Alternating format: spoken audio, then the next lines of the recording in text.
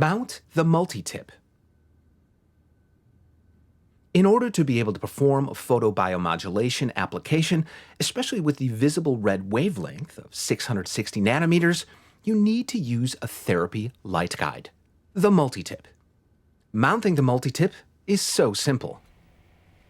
Remove the protective cap from the connection socket at the handpiece.